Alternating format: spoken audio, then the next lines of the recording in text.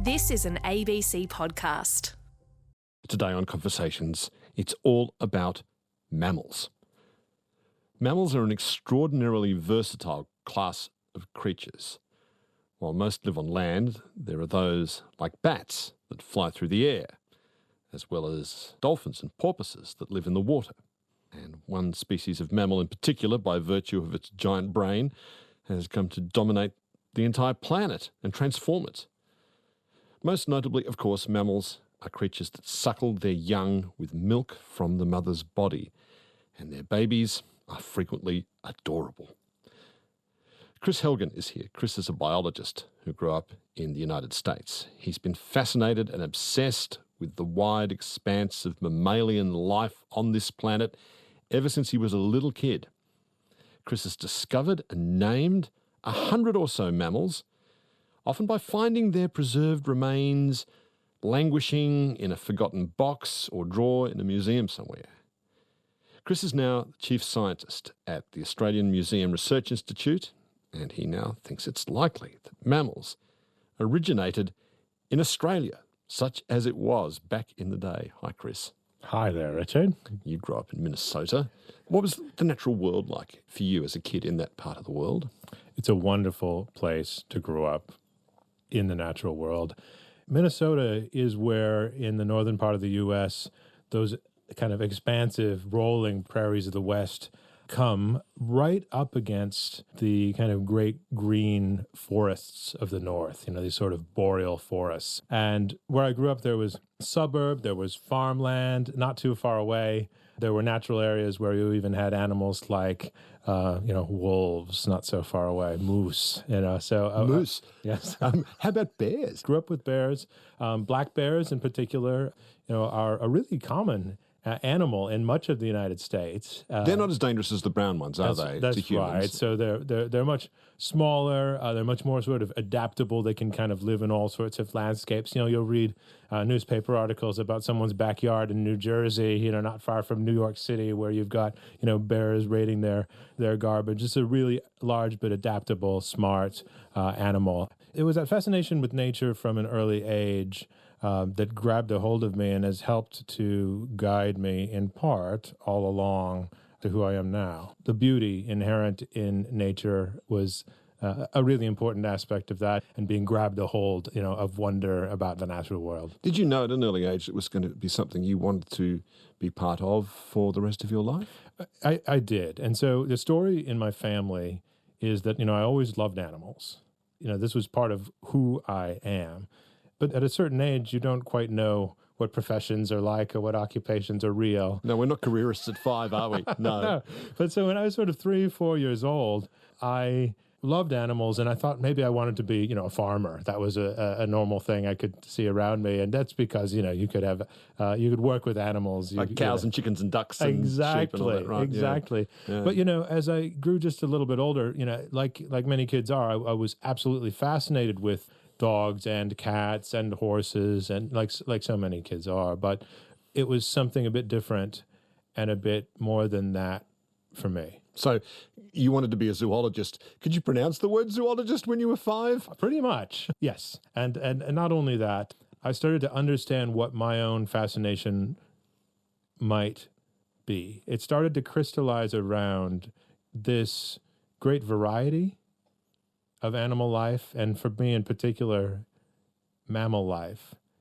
How different an animal like a whale is to a bat, is to a dog, is to a human, but nevertheless they are all mammals, clearly mammals, united in form by many shared features.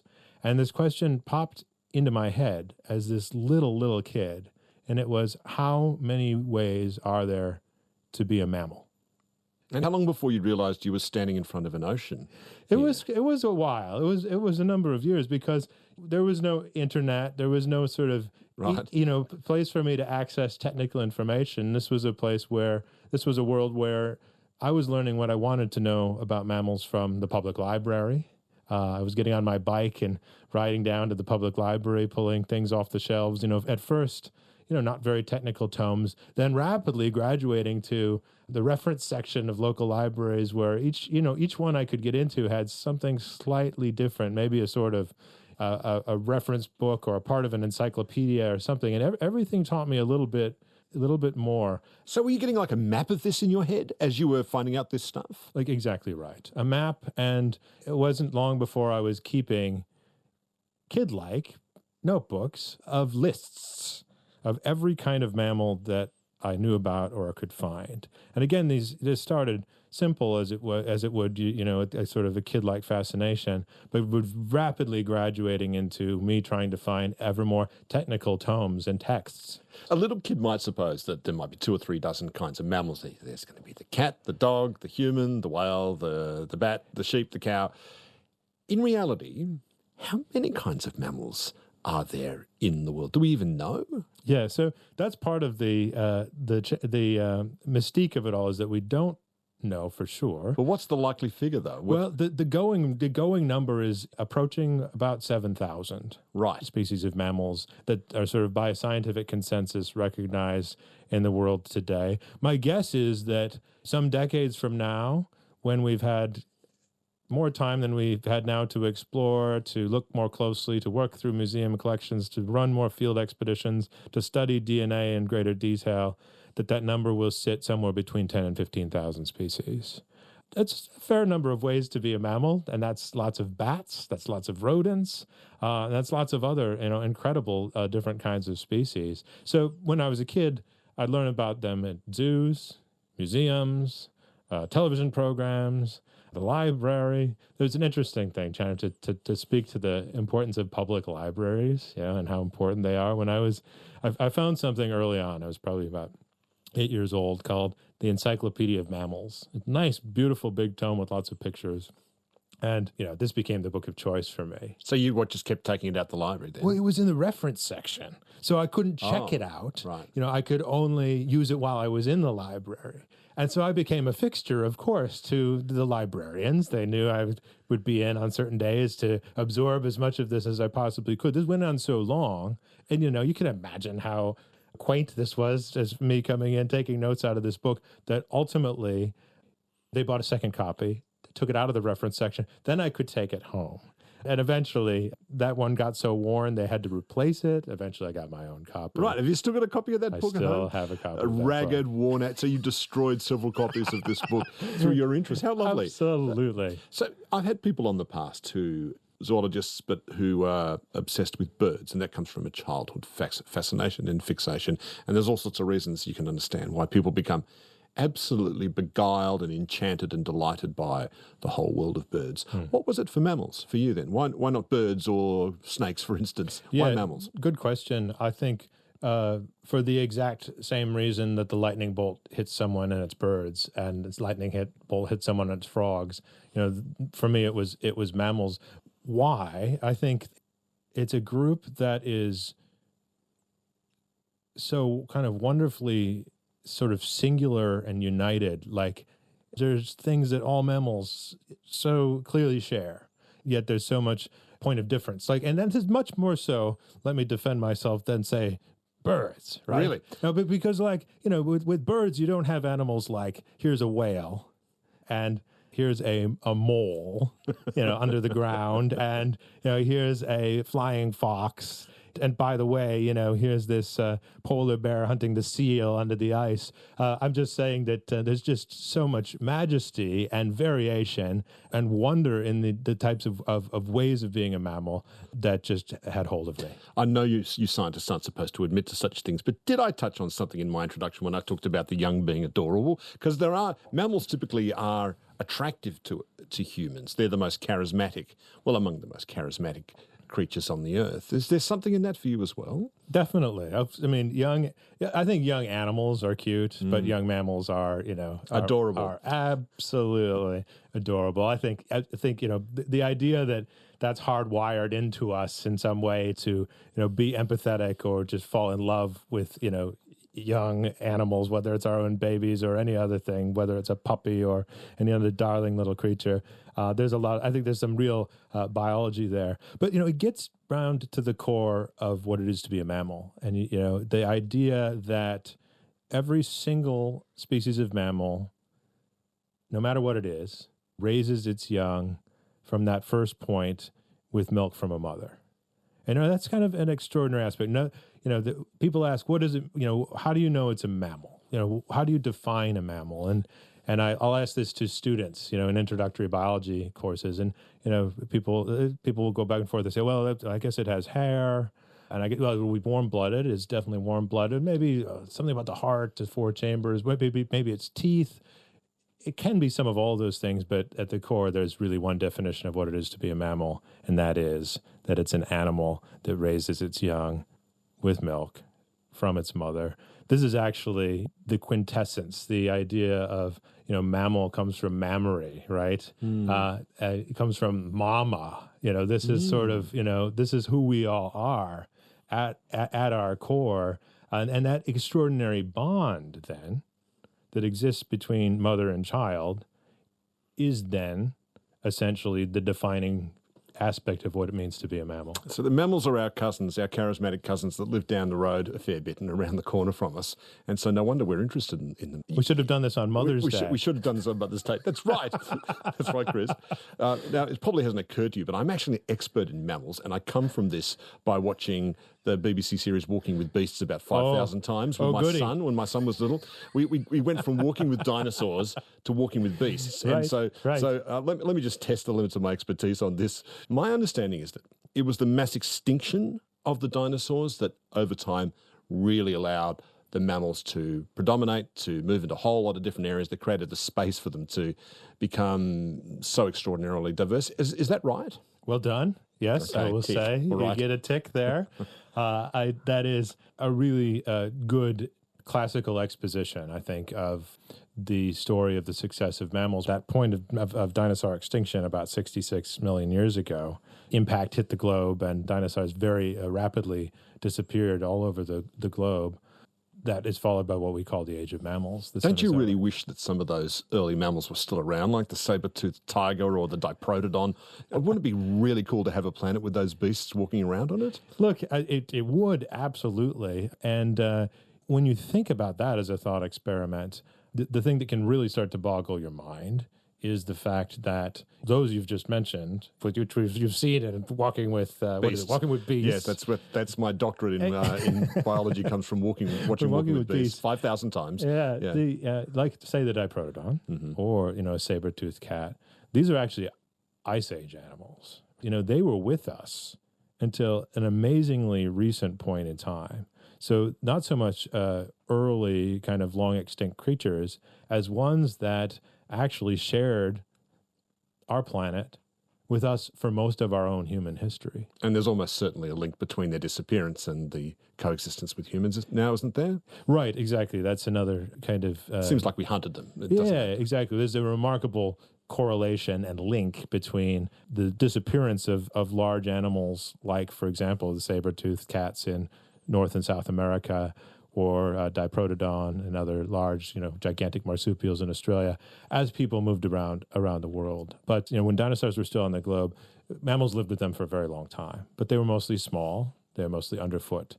And it was post that extinction that what we think of as the modern mammals, the different groups that we would, recognize now, a bat, a whale, and a hoofed animal, those types of animals really started to evolve and take on their form. And what had been mostly smaller creatures started to become a wide array of species that had a greater number of adaptations and became, in many cases, much, much larger than they had before. So you went from being this fascinated kid to an undergraduate at Harvard where you did your degree in biology. That's right. Was Australia always on your list to come here for the Australian mammalian experience? Absolutely, it was. Australia is a mammalogist mecca. Is that because our mammals are so distinctive? Right. And it's also because at the core of being a mammal, there are only really three ways to do it. You can be what we call a placental mammal, animals like ourselves that give birth to fairly well-formed babies after developing it for quite some time in a placenta, or you can be a marsupial, which means you're born at a fairly early stage of development and then develop outside the mother's body, usually in a pouch. Or you can be, and this is the really crazy one. You can be, of course, an egg-laying mammal or monotreme. Monotremes. Yes. The platypus and the echidna. Right. Those two outliers who are completely fascinating. Well, exactly. And you have to come to Australia or its continental shelf neighbor, the island of New Guinea, to be in the place in this world where you can come and see all three of those flavors of mammal. So tell me about your first visit to the Australian Museum way back in 1998, Kris. Yeah, heady days for me. I was 18 years old, and I was the sort of first member of my family in Minnesota to leave the state and go pursue an education somewhere else. And for me, it was Harvard University, which has a flashy name and a sterling reputation in some ways. For me, it was none of that. It was nothing like that was drawing me to it. It was the fact that Harvard had a museum of comparative zoology. And that museum was sort of like, the moth's flame for me, pulled me straight to it. In my first year at Harvard, I had a chance for an expense-paid trip to come to Australia. This was an absolute dream come true. And one of the first places that I went when I sat down in Sydney was straight across to the Australian Museum.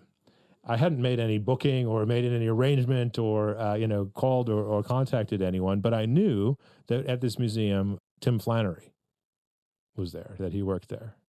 As a younger teenager, I'd seen Tim in places like National Geographic magazine, coming out of the mountains of New Guinea, with tales of tree kangaroos that, were new to science. This was exactly the kind of fascinating, life of discovery that I thought that I wanted.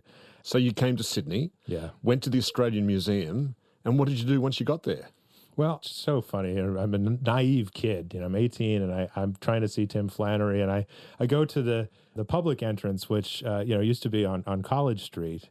And I said, I'm looking to try to see a staff member. That said, oh, not here. Go around to the side on William Street. So I went over there to the staff entrance, and there was a security guard there and a receptionist. And I said to the receptionist, "Is Tim Flannery here?" And she looks at me and she said, "Well, is he expecting you?" And I said, well, "I don't think so." I don't think so. But and she said, "Well, let me call and see." So she calls up and she says he'll be right down. And so Tim came down. Tim comes down, and he sort of bursts through these sliding doors from the kind of behind the scenes area. Takes a look at me and literally grabs me by the arm, pulls me into the behind the scenes of the museum, and off we go. And we went into the mammal section. So this, again, behind the scenes where, the magic really happens inside natural history museums. Storerooms filled with cabinets, each of which, as you open them, is filled with drawers. And in these drawers are specimens, in this case of mammals, that have been collected on, expeditions decades or even centuries into the past. This is your dream come true. It's amazing. It's amazing. And particularly for Australia, for New Guinea, this is this treasure trove of stuff that most of which I'd never seen before. Tim starts to show me, pulls out drawers of specimens of tree kangaroos that, working with indigenous hunters in parts of New Guinea that had never been explored by scientists before, as a younger man in his own career, had uncovered some of these animals that Western scientists didn't know about. Here they are in drawers, and beautiful creatures, stunning animals, thick-furred, brown animals. There's a particular kind of tree kangaroo that he had named as a scientist that's called Dendrolagus pulcharimus, and pulcharimus literally means most beautiful. It's the most beautiful tree kangaroo. It's red and golden, and just all these beautiful ornate markings on it. And this is sort of the one specimen anywhere in the world was in that museum, and he pulled it out. And when he showed you this exotic species of New Guinean tree kangaroo, did you know what it was? Could you identify it? that was part of the excitement for both of us. I knew what all of them were. This was such a lifelong fascination with me that by the time I was 10, 11, 12 years old, I actually knew the scientific name of essentially all mammals on the planet. All of them? Yeah, all of them. As I started to, find the ways to access technical libraries and get to know all of them. Then, when I went to Harvard and got behind the scenes working in their museum, an extraordinary collection, not one of the biggest museums in the world, the Museum of Comparative Zoology, but because Harvard has been around hundreds of years, it's a very wealthy institution, it was a place where you could sort of expect they had gotten their hands on at least one of almost everything. So here I am, this kid, had learned the Latin names of almost all mammals, as you'd learn a second language. So you could put a face to the name. I could put a face to the Wow. name. All of a sudden, I could, instantly recognize the skull or teeth of a giant panda. No mistaking it. All of a sudden, I could identify the skull and teeth of a Ganges river dolphin. No mistaking it. But it required access to these tools, and so all the names I had, I could put, as you say, the face to the name. Literally, all the anatomy, every different way to be a mammal. I was there to try to test myself and try to be able to recognize it as best as possible, sort of on site as soon as I saw it inside a museum drawer. So the Australian Museum, a year onward, Tim said, I want to show you this treasure trove cabinet of recently extinct Australian mammals. We're looking at bettongs and bandicoots and native mice that are extinct. And Tim pulls open one drawer, and there's a little furry kangaroo-like animal in the one corner. And I looked at it and I said, is that Caloprimnus campestris? And that is a pretty obscure desert bettong. Not many specimens in the world. Extinct. Not that well known. And Tim looked at me and he said, yeah, that is Caloprimnus campestris. There's only one specimen in the Australian Museum. There's one specimen of it at Harvard. So you two were in love at that point, effectively. This is about 10 minutes in. We were in love at that moment. We've remained so ever since. We're still inseparable, working on all these things together. Now, Kris, you're a great believer in libraries, but also museums. And it was in one museum you found the specimen of an animal that was going to take you all over the world. Tell me about how you found the remains of this animal in a museum in Chicago, please. Yeah, to me, this is, we can pick through a lot of possible stories, but this is the one that I love to tell. The year was 2003. I had been living in Australia for a couple of years. I had met my wife-to-be, a lovely young lady named Lauren. I thought you were going to say a lovely mammal. She is a mammal. Yes. So Lauren came with me back to the U.S. for Christmas to meet the family. So we decided we'd take a drive a few hours south to Chicago. I wanted to get some things done in the Field Museum in Chicago. So Lauren and I were working there even in the middle of the night, howling winds outside in Chicago. So on one of these nights, I was working through systematically the raccoon family. And I opened up a big white metal cabinet and pulled out a drawer that was sort of a really big, long cabinet, big, long drawer, about as long as I am tall. And they were sitting on this metal cabinet, these red pelts, almost like red panda red, if you can think about that. Just gorgeous, long fur, beautiful things. And I looked at them and I had no idea what they were.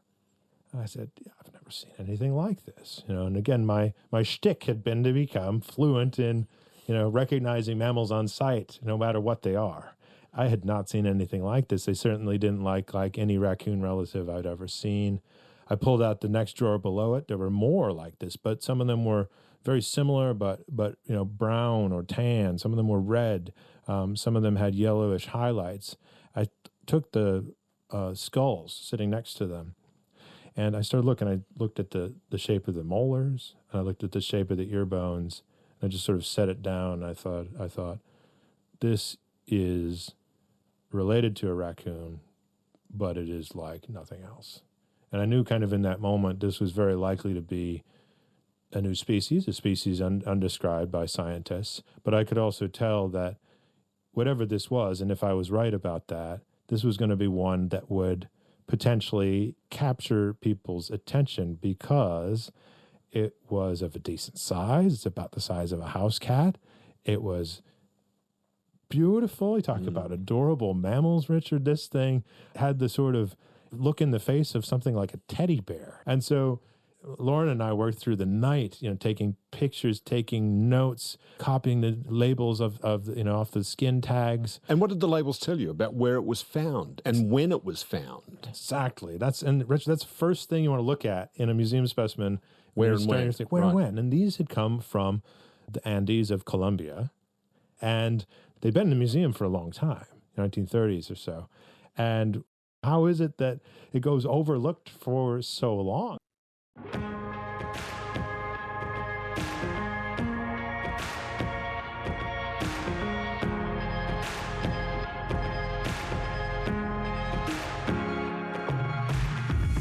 Podcast, broadcast. This is Conversations with Richard Fidler. Hear more conversations anytime on the ABC Listen app. Or go to abc.net.au/conversations.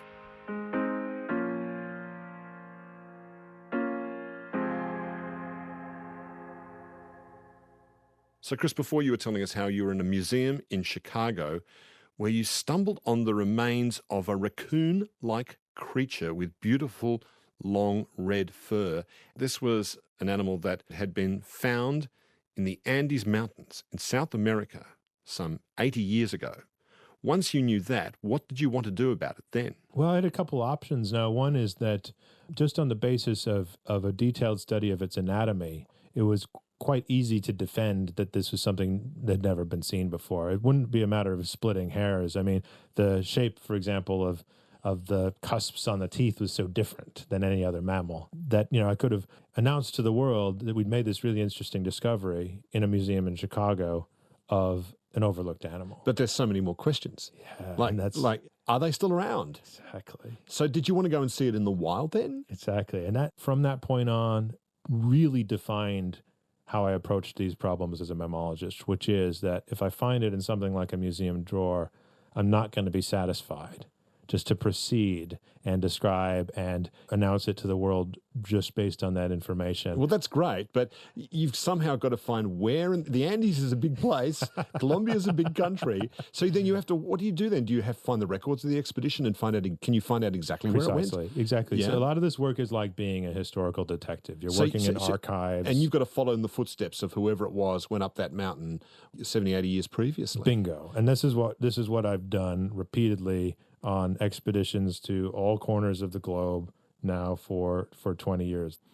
We first looked at going to Colombia, where it had been found before, and we were looking at satellite imagery. We were looking at all kinds of tools. We realized that the forest that this animal had been found in long ago no longer existed. Oh dear! Been taken away. And so we then looked at just across the border in Ecuador, trying to find similar types of habitats, similar stretches of mountains that cross the border, similar vegetation, things like this, and used that to take these dozen people planning on an expedition.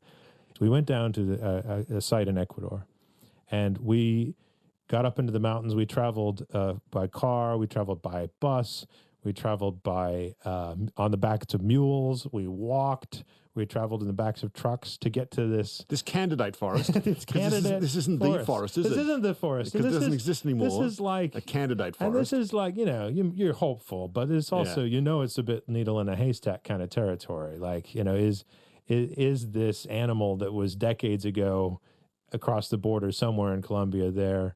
How long did you have to wait, or how far did you have to search to find a living example of one of these strange, beautiful red raccoon-like creatures? Well, the very first night we were there, we found the animal. The very first night?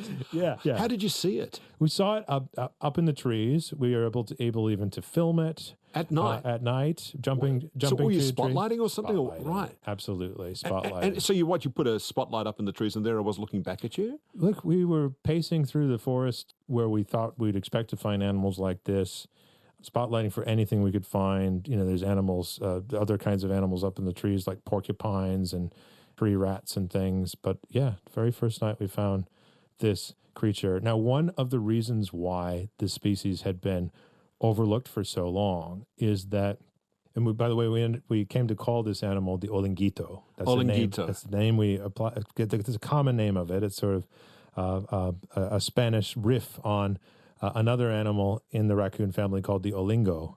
People in the past who had ever seen an olinguito or brought one to a museum, they had confused it with either another animal called the olingo or the kinkajou. So once you had caught a live olinguito and you could look at it, the living thing up close, what was that like? What did you see?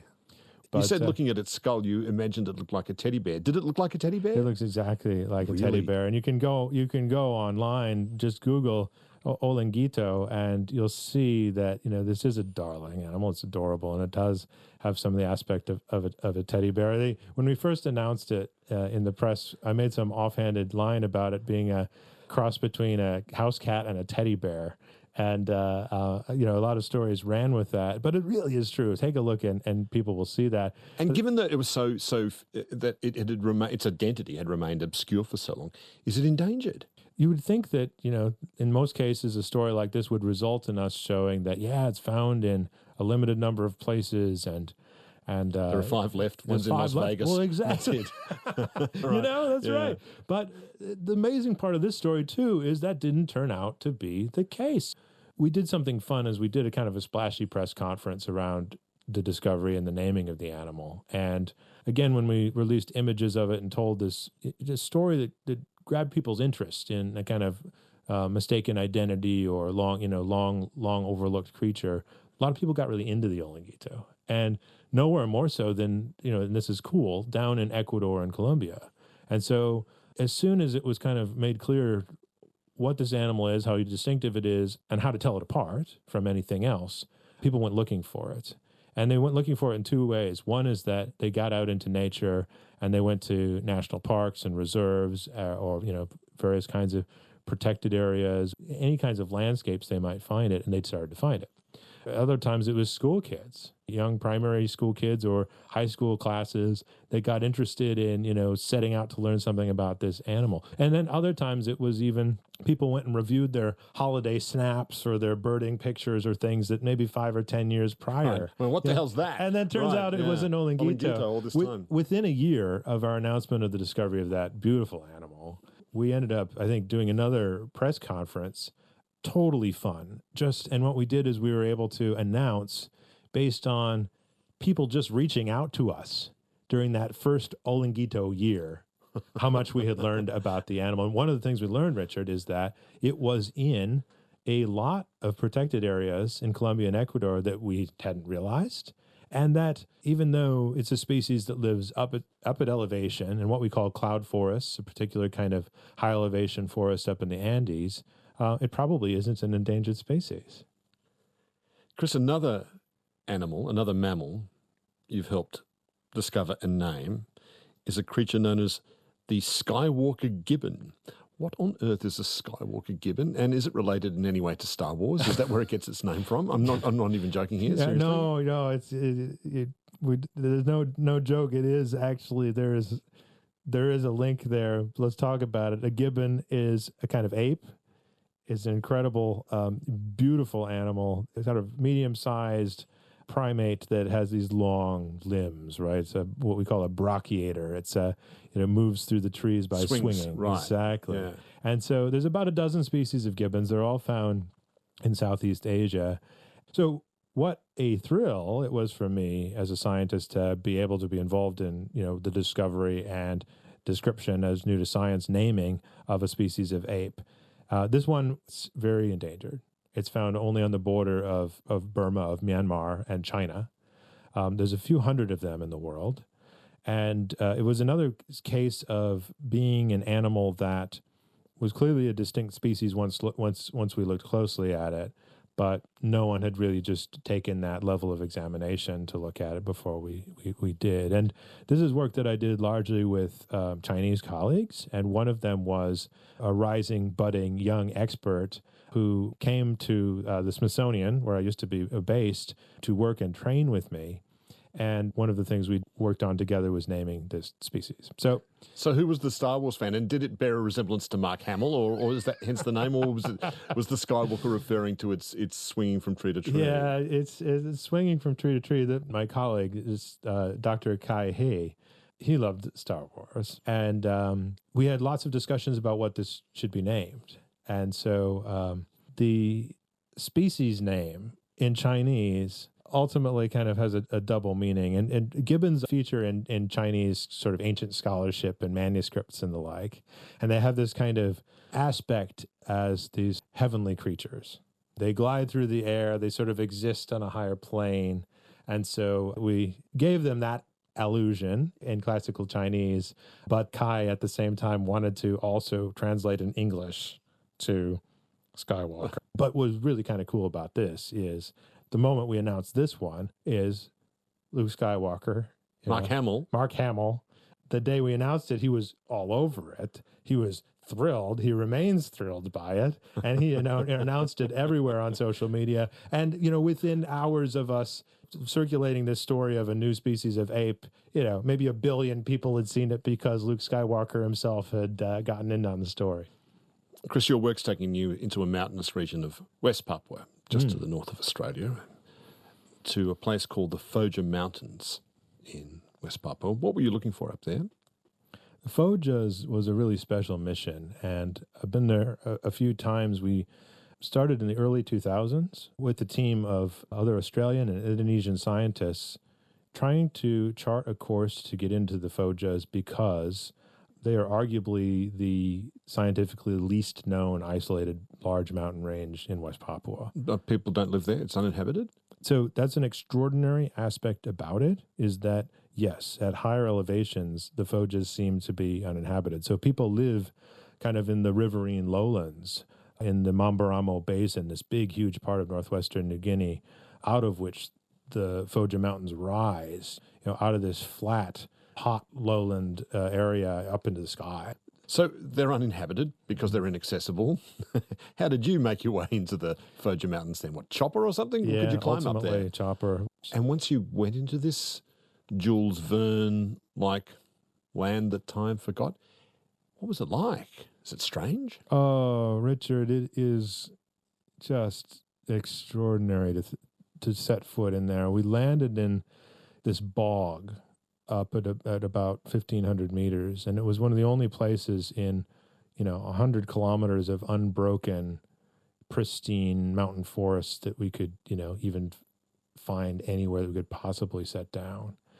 Got out of the helicopter, and I was with some of my colleagues, experts in frogs, experts in birds, experts in insects. All of us were there to learn about a different facet about life in these mountains because we'd not been able to get in to this extraordinary isolated mountain range. And people have been in New Guinea for at least 50 millennia, possibly longer. And so there are very few places in the Australia-New Guinea region where we can, point to and look at and think that, they are pretty unmodified by any kind of human habitation. It's very remote. Again, there's no people around.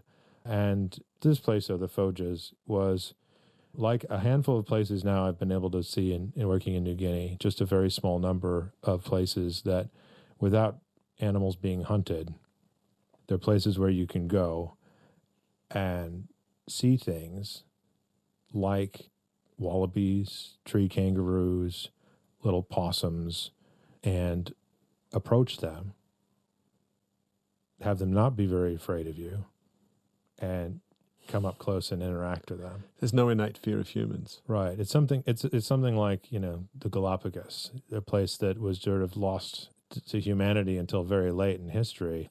So what happens then in these kinds of isolated things is you get, mountain islands where, the lowland fauna isn't adapted for the highlands, and the things that become adapted evolve in situ, essentially, inside these mountains and become unique species. And so these are places to go to find things that have been evolving for hundreds of thousands or millions of years that scientists haven't yet found. When you are in the inhabited parts of that island, though, the intertribal politics are really complicated. Tell me how you became embroiled in an intertribal conflict while you were there. Exactly right. Very complicated. And I've been embroiled in many over the years, particularly so in Papua New Guinea, really on the PNG side. And, Australians are familiar with PNG, Americans generally not. But no matter who I'm talking to, whether an Australian or an American audience, I explain right away that, if you want to find the place on the globe that is as different as possible along all axes, along all dimensions than the Western world, you go to New Guinea. And, so yes, New Guinea is a place that is extraordinarily biologically diverse, it's linguistically diverse, it's ethnically diverse, and it's these different situations between different groups on the ground that can be really complicated. I remember one expedition, it was in Enga province in PNG, and Enga is kind of notorious for tough customers. It's a place where, sadly, a lot of violence between different groups of people still does go on. So it can be a pretty dicey place to work. Like with guns or machetes? More to do with machetes, but it can be other things too. But mostly kind of what we'd think of as more basic. And could you see weapons. those wounds of battle in your guides? Yeah. One time I was working with a particularly tough, hard-bitten crew of people helping me with mammal catching. One guy was missing an arm, for example, that had been hacked off in a dispute. And so on that particular expedition, what we had done is we had brought some government supporters / observers with us, who wanted to participate in the expedition. They joined us out in the field. It turned out, and of course we all should have known this much better, but the group of people that we were working with, the local landowners, really disliked the group that these government officials had come from. And so there was some friction there between these two groups of New Guineans. And so you had a whole Ukraine-Russia thing going on right between these people, right? Absolutely. Okay. And it probably didn't help that the government officials were sort of a little more heavy-handed and whatnot, and the local landowners didn't exactly appreciate kind of how they were being treated. They thought they were arrogant or something. Yeah. So what happened then? What happened is one morning, and I get up early on these expeditions because I go and check my mouse and rat traps, that have hopefully been filled up overnight by interesting creatures. I had done one of my kind of trap line walks through the forest and came out from this beautiful forest into a grassland opening, near where we were camping. I was there with a number of Western scientists and New Guinean colleagues, and about a dozen of these guys who were basically my mammal whisperers. They were my hunters and trappers that, really enjoyed working with me because we enjoyed doing this work together. We had established a great rapport working for a while together. And they said, Kris, we love working together with you. We're doing fun stuff, collecting mammals together. But we, want you to know that some of these other guys you brought along on this expedition, no good. And we're going to have to chop them. This is all in Tok Pisin. This is in the New Guinea language. And what you mean, kill them? Well, that's what I said. Whoa, what do you mean? Chop? What do you mean to chop? And he said, well, we're going to chop them. I said, well, hold on. We can't have anything like that. What do you mean? What do you actually mean to chop? And the sort of ringleader of this group, he hangs his head and he looks at me like, how could I possibly be more of an idiot? And he says, we're going to kill them. I spent the next 20 minutes talking to them about how that absolutely was not going to happen. We couldn't have any violence, that we were all there working Kris. there together. You can say that. Yeah. How are you going to stop that from happening? Well, exactly. It was quick. I didn't have to start long into that conversation to realize that, I wasn't going to easily, placate those sorts of tendencies. They were telling me that they'd even gone to the tents of these men the night before and thought about doing it then, but it wanted to come and chat with me first. So How did you talk? Did you talk them down out of this? I was 25 years old. I was navigating in Tokpisen, and I was drawing on our combined love of mammals.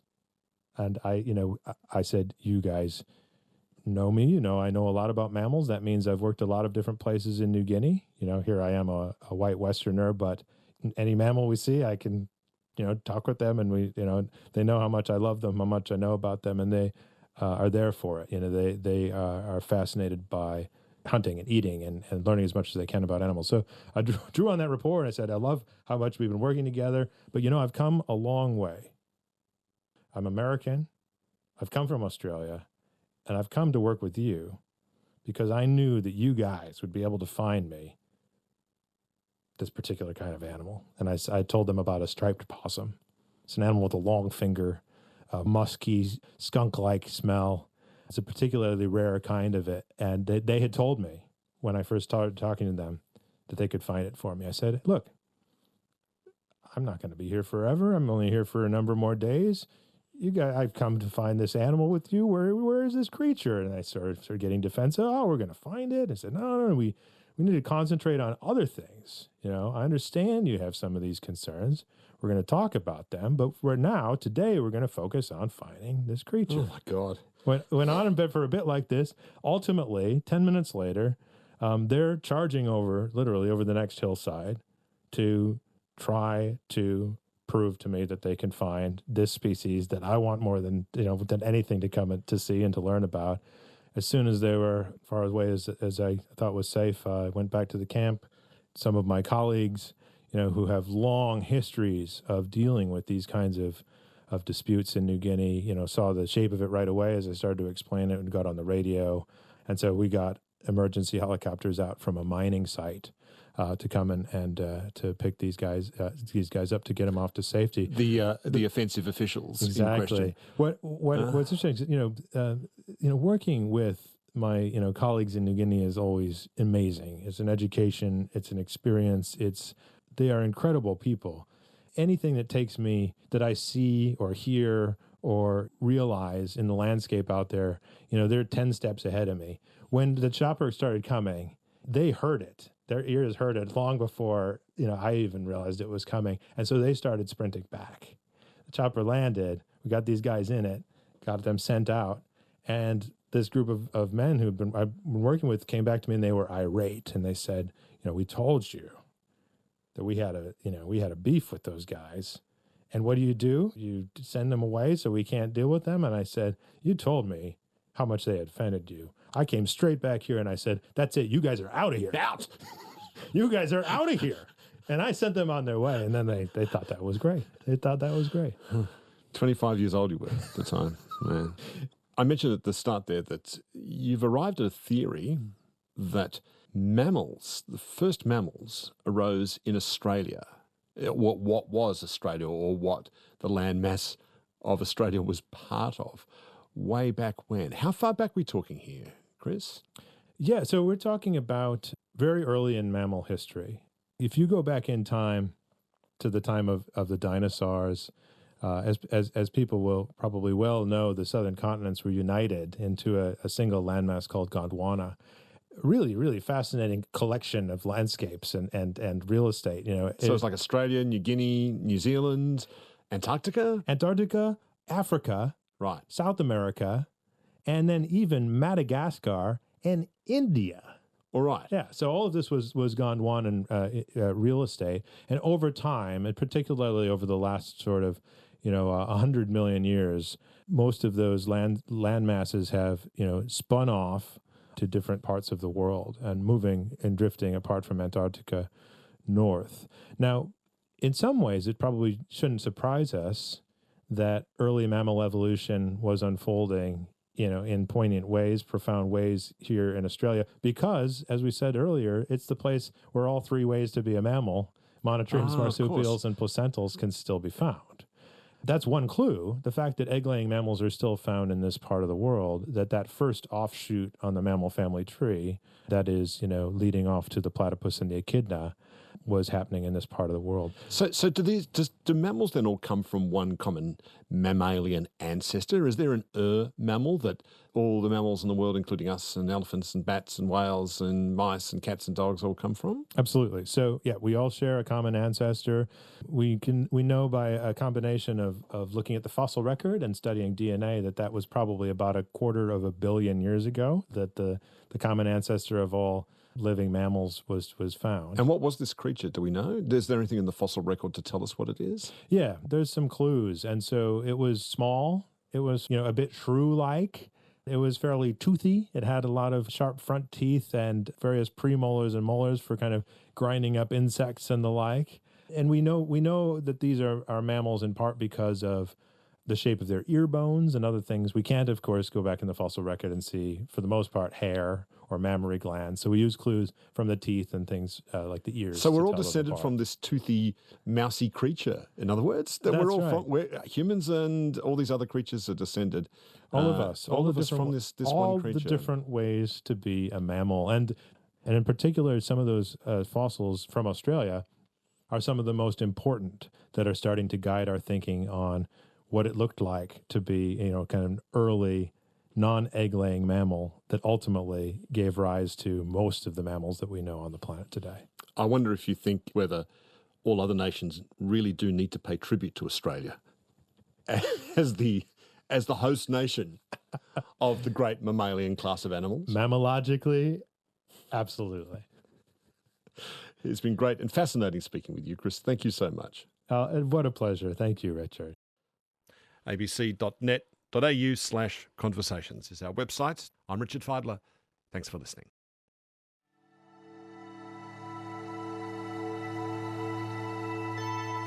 You've been listening to a podcast of Conversations with Richard Feidler. For more Conversations interviews, please go to the website abc.net.au/conversations.